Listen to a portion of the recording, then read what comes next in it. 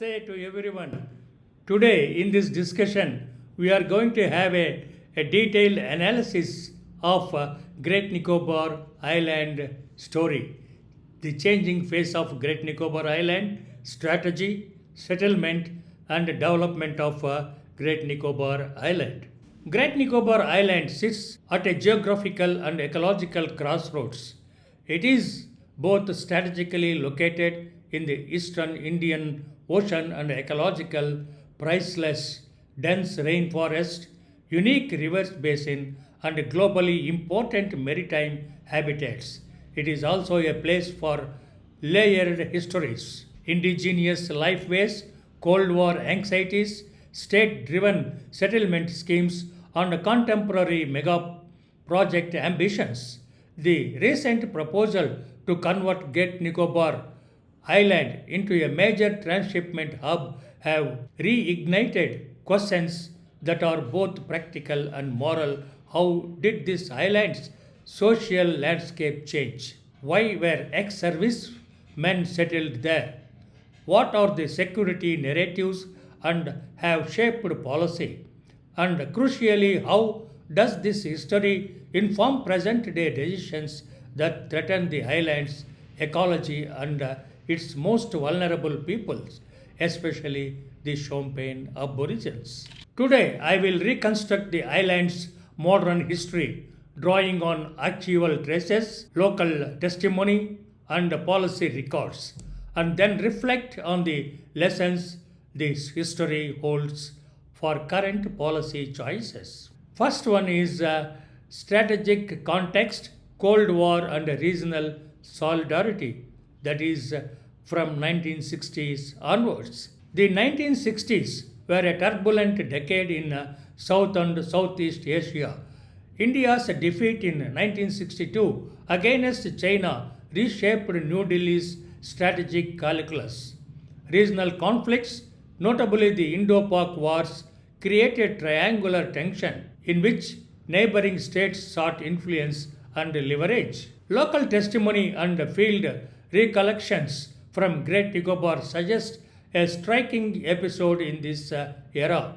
In 1965, at the time of Indo-Pak conflict, Indonesia's naval assets reportedly operated around the Andaman and Nicobar archipelago.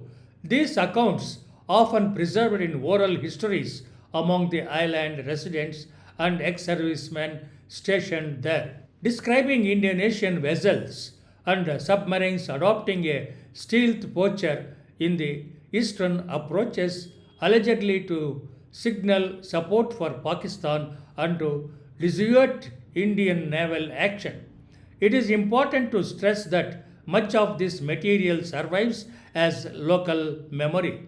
It is not widely documented in Indonesian or Indian maritime histories and therefore should be treated as a credible but partial source that requires archival corroboration. Why does this matter?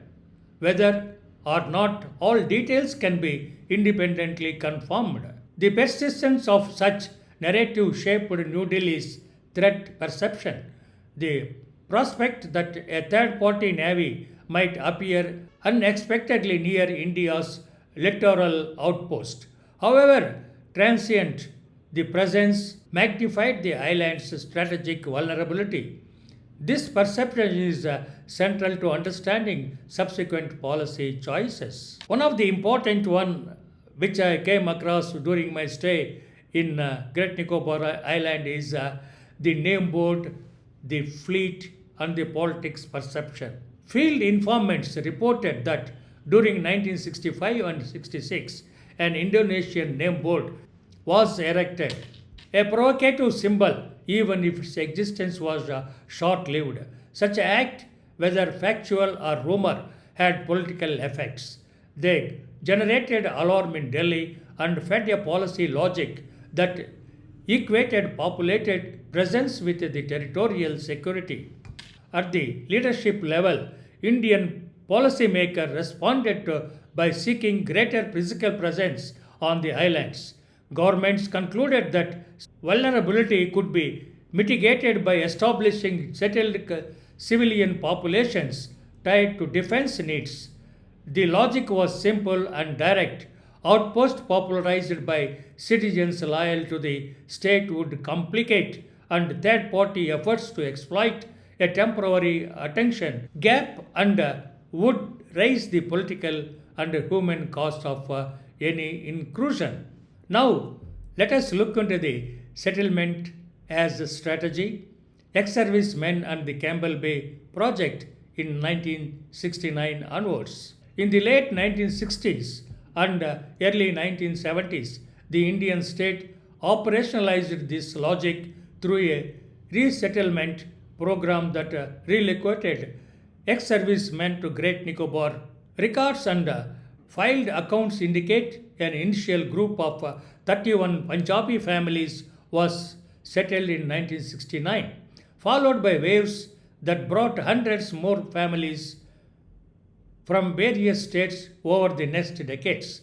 Settlement incentives include the allocation of 11 acres of cultivable land per family, a homestead plot, cash assistance, and an initial ration period at government expense. These inducements were framed as both welfare and strategic policy. Over time, approximately 330 ex-servicemen families were relocated in several phases, that is 1970, 1974, 1977, 1979 and 90s and 1980s.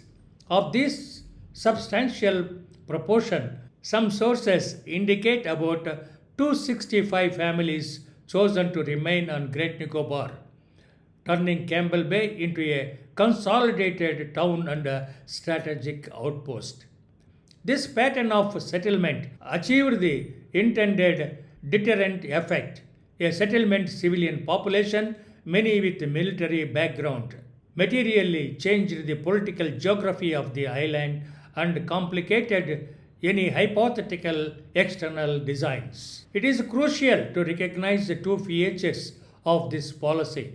First, settlement was explicitly strategic, security logic guided an otherwise social welfare program. Second, the demographic engineering implicit in the program altered the social fabric of the islands in ways that carried long-term cultural and environmental consequences. In the 1980s, Indian leaders continued to imagine Great Nicobar as a site of national significance. Prime Minister Indira Gandhi visited the island multiple times, notably in 1968 and later in 1984, signaling state interest in development and ecological stewardship. The inducement to settlement and investment intensified the sense that the islands were no longer merely a peripheral outpost but a strategic assets deserving integrated development. In 1986, a high-profile visit by the former Prime Minister Rajiv Gandhi to Campbell Bay is remembered in local sources as tied to ambitious economic thinking. Proposals were floated to examine the prospect of designating parts of Great Nicobar as free port zones, modeling on global transshipment hubs like Singapore or Hong Kong. According to those recollections, the goal was to convert geographic advantage into economic and strategic leverage. But this vision ran into resistance. Environmentalists, anthropologists, and civil society organizations raised concerns about the ecological fragility of the islands and the rights of indigenous inhabitants. The proposal was effectively shelved in the face of sustained protest. This episode was historically instructive. The state possessed both the appetite and the means of transform peripheral space rapidly. Social mobilization and scientific critique can, however, shape, delay, or redirect that transformation.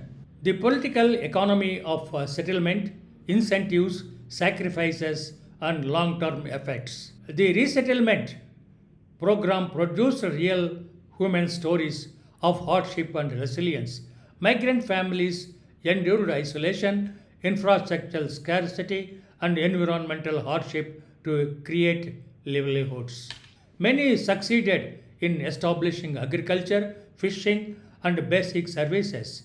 Yet their settlements also introduced new pressures, expanding cultivable land, novel market demands, and growing interfaces with the island's ecosystem. From a policy vantage, this duality matters. Settlement strengthened sovereignty claims but also introduced vectors of ecological change and social contestation. The presence of ex servicemen settled also complicated future conservation and indigenous rights claims. How does the state adjudicate competing claims to land and resources between historically established settlers, communities, and ancient indigenous occupants? These are not abstract dilemmas, they are legal, ethical, and practical problems that persist even today. Now, let us look into the strategic occupation to contemporary mega projects, continuity, and breaks. Fast forward to the 21st century, India's maritime ambitions are now framed against new economic imperatives: global shipping, transshipment economics, and Indo Pacific geopolitics. The Great Nicobar Transshipment Project represents a continuity of strategic thinking. It seeks to anchor India in vital maritime routes. Yet it also marks a quantitative break. The scale of environmental disturbance planned today exceeds earlier clearance. Large scale degrading of Galatia Bay, runway construction, long term power installations, and a massive influx of non local labor. Whereas earlier settlement decisions were incremental and relatively small in ecological footprint, today proposal risk irreversible transformation of core habitats. The earlier security logic that justified settlement in the 1970s must now be re-evaluated against the ecological costs and the rights of the Shompen and other island communities. Now let us discuss about the island's hidden histories and the contemporary policy imperatives. The story you have heard today, Indonesian naval presence in the 1960s, are reported locally. The name board incident, ex-servicemen settlement, Rajiv Gandhi's Freeport idea, and the subsequent abandonment due to protest are not merely historical curiosities, they are politically constitutive. These episodes shaped bureaucratic mental maps. They shaped who feels entitled to speak for the island, and they shaped the policy framing that now defend largely infrastructure. A central lesson is that strategic choices leaving durable social footprints once they take turn to settlement or large scale infrastructure, the island's trajectory changes. For contemporary policymakers, the imperative is to read history not as justification for a project but as a caution. Decisions made under conditions of fear or urgency, that is, Cold War, border wars, may have resolved one set of problems but produced others.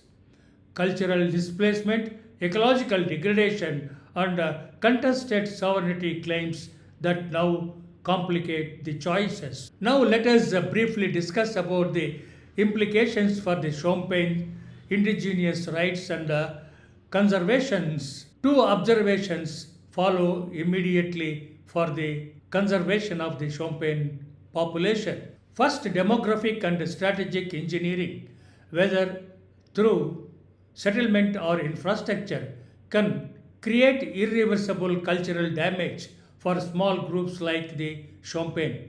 The Shompen survival depends on the integrity of forested river basins and limited controlled contact.